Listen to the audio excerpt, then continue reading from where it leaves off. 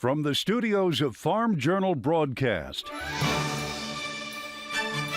this is U.S. Farm Report. Welcome to U.S. Farm Report. This weekend, I'm Ty Morgan, and here's what's in store over the next 60 minutes. An acreage battle for the books as USDA gives us the first official taste of farmers' plans. I think it's locked in. I think the acreage number on corn is probably closer than we really want it to be. We have three veteran marketing analysts to break down the numbers and talk about where we go from here. Too dry to even plant as the drought tightens its grip.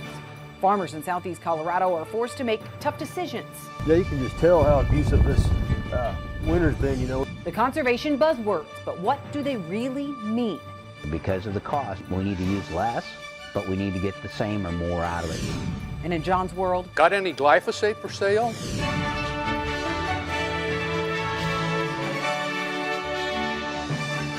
now for the news. USDA releasing one of its most anticipated reports of the year, the Prospective Plantings Report. And at a time when farmers are seeing the impact of higher input costs, harder to find fertilizer, higher commodity prices, along with the Russian invasion of Ukraine, well, the first taste of farmers' planting plans showed farmers are favoring soybeans this year. And the news sent corn prices higher.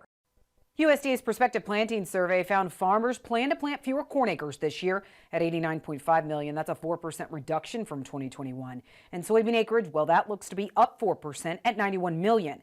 And even with wheat prices soaring lately, the all-wheat acreage number coming in at 47.4 million acres. That's up just 1% from 2021. Cotton seeing the biggest increase, with farmers intending to plant 1 million more acres with a total of 12.2 million. That would be a 9% spike from last year. Sorghum down more than 1 million acres this year. Well, breaking it down by state, the biggest uptick in soybean acres is expected to happen in Illinois and Missouri. Those two states alone accounting for a 400,000 acre increase. And in corn, the biggest acreage losses could come from the I states, as well as Kansas, Minnesota, Nebraska, North Dakota, and Wisconsin. South Dakota farmers say they intend to plant a record number of acres of corn this year. And I will have much more reaction on the numbers coming up in our marketing roundtables. Well, another herbicide tool, it's getting the green light. EPA approving the use of Enlist One and Enlist Duo in 134 additional counties this year. The agency says it conducted a thorough review of proposed label amendment by Corteva. The product can now be used in all counties of Arkansas, Kansas, Minnesota, Missouri, Nebraska, Ohio, Oklahoma, and South Dakota. Texas also has new counties on the approved list. Just 2 months ago, EPA issued a 7-year registration for the products, with a provision restricting use where counties have federally threatened or endangered species. Well, the U.S. Trade Representative says discussions with China have been extremely difficult and that it's time to turn the page on the old playbook. Catherine Tai testifying before Congress this week, telling lawmakers that talks last year with Beijing failed to produce results. But we can't just wait for China to change. We have right now tariffs on over $300 or $400 billion worth of Chinese imports. That has not incentivized China to change. And so what we need to do is continuing our efforts to create pressure for China to change. We need to start doing things on our side, and that's the development of tools, that is the investments, that's the reshoring and the rebuilding of our manufacturing base. That is the plan that we need to pursue going forward.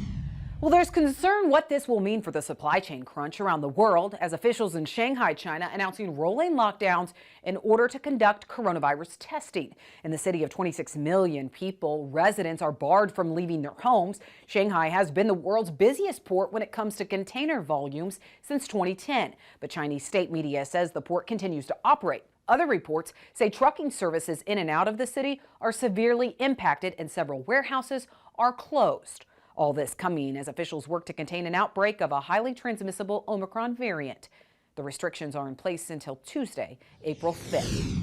Well, here at home, many poultry producers are focused on keeping a deadly avian influenza out of their barns. Iowa ag officials are reporting 2 more outbreaks in commercial flocks. It will require the killing of more than 1.5 million hens and turkeys. The chickens are at an egg-laying farm in Guthrie County, about 60 miles west of Des Moines. The other, a turkey farm in Hamilton County, about 65 miles north of Des Moines. USDA reports 17 states have had outbreaks in commercial or private outdoor flocks so far this year. Well, the nation's highest court says it will take up the legal challenges to California's Proposition 12.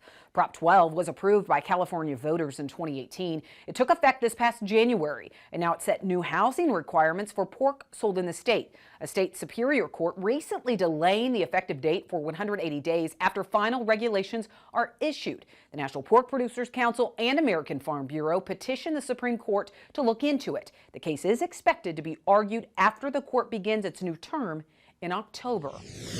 That's it for the news. Well, a late season blizzard hit parts of the country this week, and moisture is still missing from the west. We'll have a check of weather next. Closed captioning on U.S. Farm Report is brought to you by BASF, helping you do the biggest job on Earth.